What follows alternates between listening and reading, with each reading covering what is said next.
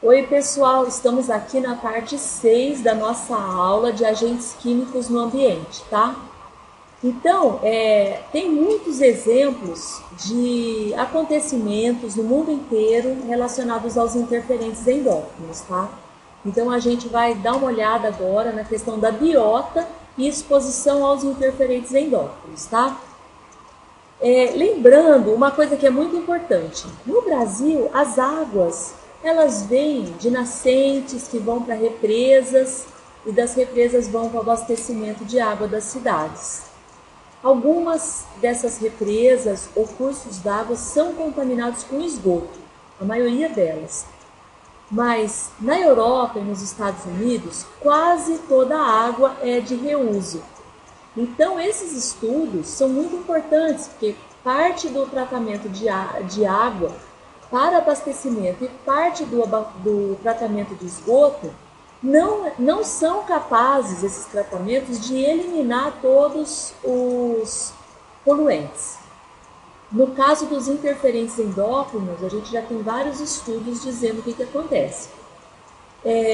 Outra questão que é importante é que existem casos, por exemplo, de contaminação com medicamentos, com muitas pessoas tomando antidepressivos. Na Filadélfia houve um caso do lago de abastecimento do local, está contaminada com antidepressivos. Imagina o número de pessoas tomando antidepressivo que contaminou o lago. E mudança de sexo em peixe, esse tipo de coisa. Então é isso que nós vamos olhar. Então, já em 1980 já começou a se perceber que houve contaminação de crocodilos num lago na Flórida, naqueles pântanos, sabe, daqueles filmes que passam da Flórida, né? Com diminuição da prole, isso foi atribuído ao uso de DDT. Depois teve um aumento, um super aumento de peixes fêmeas em rios da Inglaterra. E em 1986, feminilização de peixes devido à ação de alguns compostos presentes na água. Então, um dos componentes é o beta-hexaclorociclohexano, por meio da indução da produção da vitelogenina. Lembra da famosa vitelogenina em peixes machos? Houve também feminilização de peixes em pontos de descartes de efluentes de estação de tratamento de esgoto. Mas uma questão importante, porque isso já é um sinal de que a estação de tratamento de esgoto não foi capaz de tirar algumas substâncias da água, mesmo que ela pareça límpida e transparente. Houve também aumento da incidência de tumores e de doenças em espécies de peixes de áreas urbanas nos Estados Unidos e distúrbios no sistema reprodutor de ursos polares, que, aliás, estão na lista dos animais em extinção devido à exposição alimentar a uma série de interferentes endócrinos. Adivinha por quê? Seria uma boa pergunta de prova para fazer. Porque esses ursos polares se alimentam de quem? De focas. E as focas são ricas em gorduras. E essas substâncias elas se acumulam nos tecidos adiposos, tá? E em relação à idade de maior suscetibilidade a interferentes endócrinos, a gente pode dizer que a fase de desenvolvimento embrionário é a mais suscetível. Então, por isso que na avaliação que se faz, por exemplo, em peixes, em crustáceos, nas avaliações que são feitas em laboratório, por isso que às vezes a mesma substância tem que ser avaliada em diferentes fases do desenvolvimento do indivíduo. Às vezes você usa peixes adultos e você não tem resposta. Mas se você pega uma prole ou pega peixinhos em desenvolvimento, saídos do ovo, né? Você tem condições de pegar, talvez, alguma interferência. Tá? Porque hormônios, né, que são empregados como promotores de crescimento em gado e até para a produção de leite também, e pesticidas usados na melhoria da pastagem, eles foram relatados como responsáveis pela redução da taxa de espermatozoide em pessoas, em homens e mulheres que ingeriam muita carne vermelha durante a gravidez. Tá? Tem esses estudos também. Então, quer dizer, mesmo que seja liberado tantos dias após a aplicação, é possível que pequenas quantidades residuais sejam capazes de alterar os indivíduos. E Nesse estudo ainda fala que filhos de mães que consumiam carne vermelha mais de 7 vezes por semana, eles apresentaram redução de 25% no número de espermatozoides. Então, alterando na próxima geração. 18% dos indivíduos que apresentaram subfertilidade, considerando-se o limite estabelecido pela Organização Mundial de Saúde. É bem alto, hein, gente? Bom, então, tem uma tabela que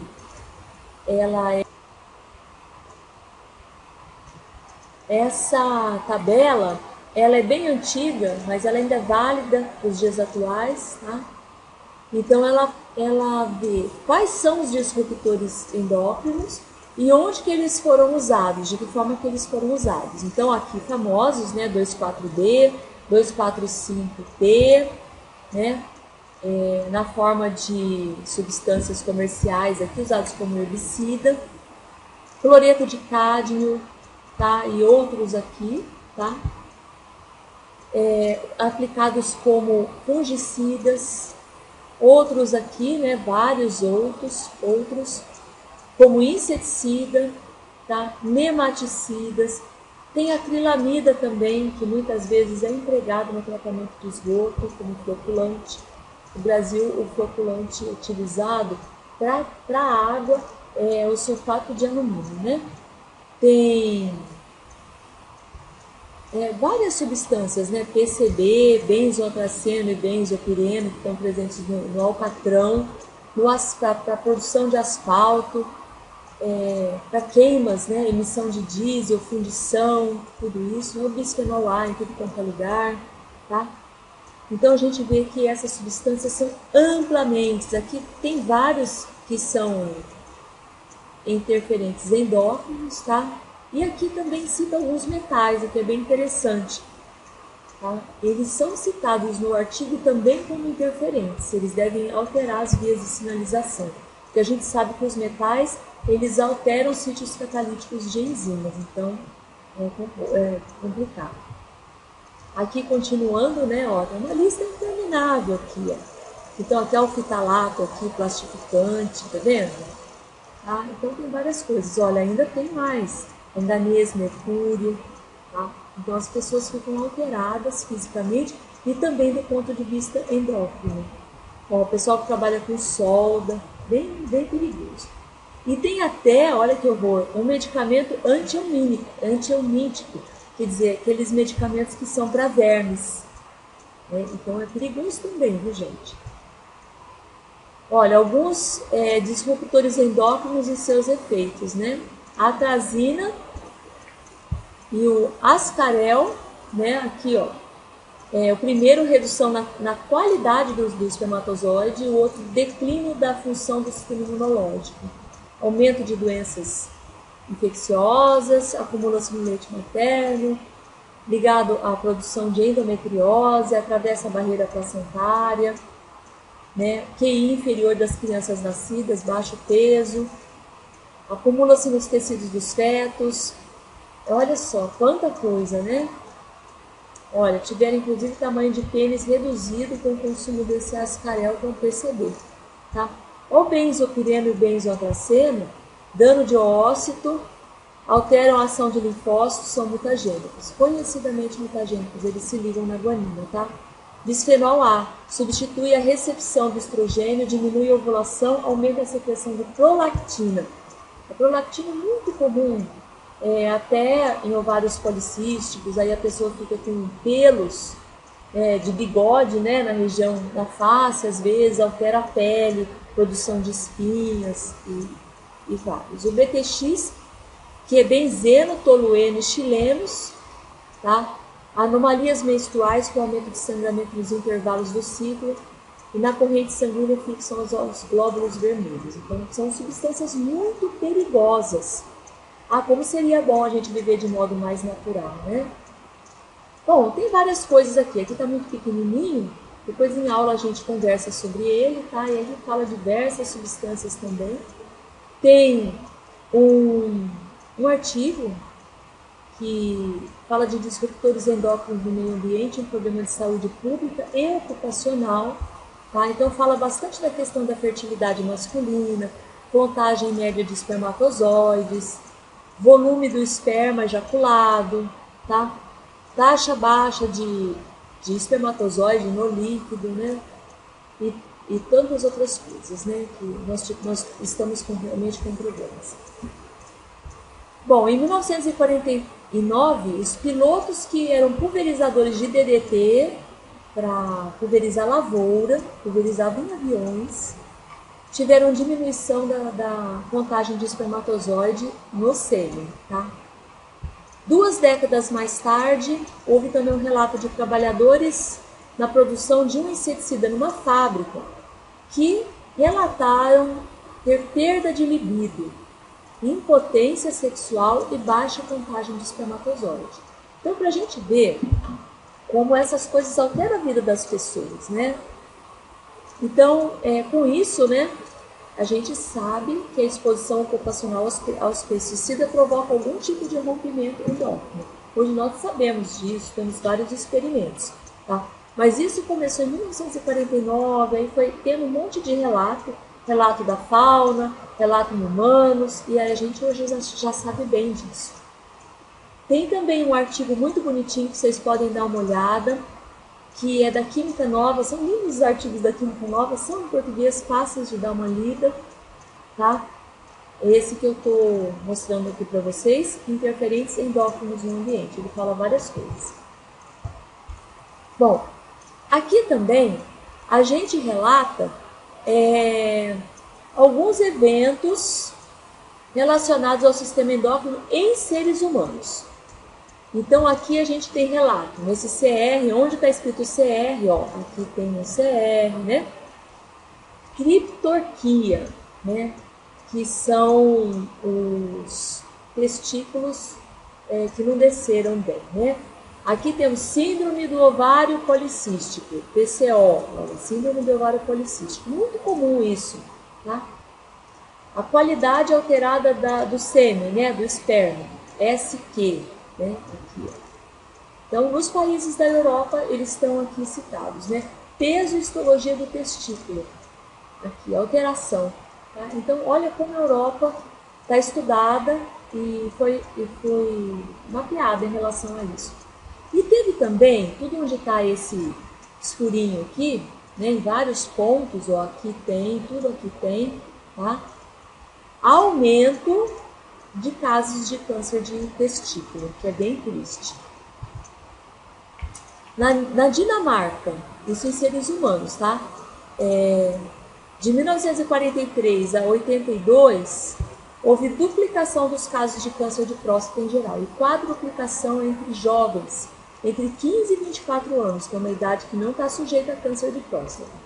Na Grã-Bretanha, né? Na Grã-Bretanha, nos últimos 20 anos, duplicaram os casos de criptorquia, que são os testículos na cavidade abdominal. Hipospádia, que é a abertura da uretra, né, fora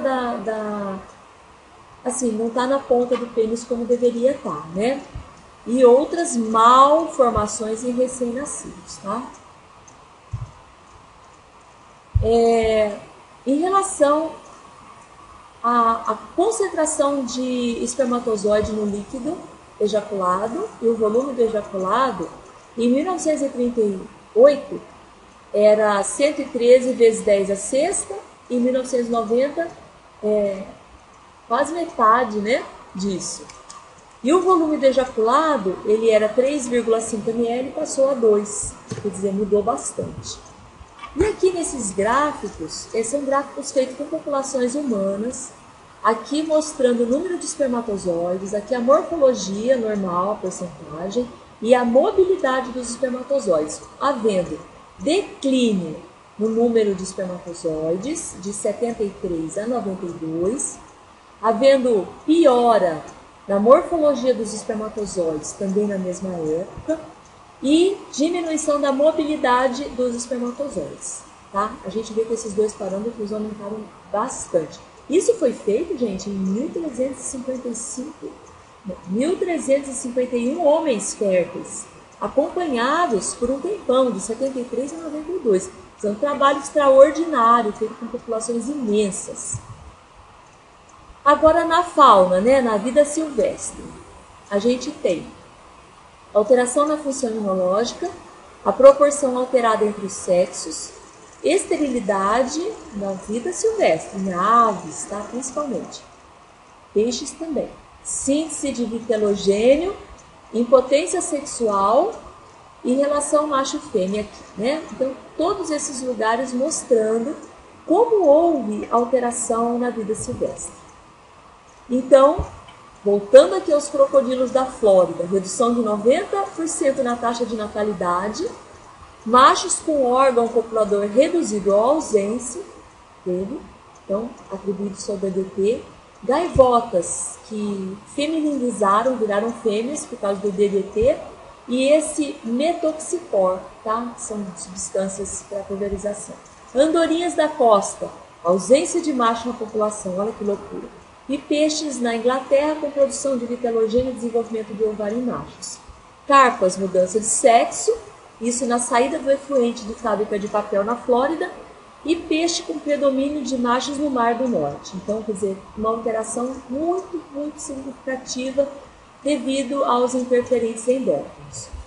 Aqui mostrando, gente, copépodes, né, a cauda desses crustáceos, o macho, o intersexo, aqui no meio, ó, intersexo, e a fêmea, tá? Para quem entende mais disso do que eu, tá? Dá para reconhecer que esse intersexo, né, mostrando aqui, inclusive, essas estruturas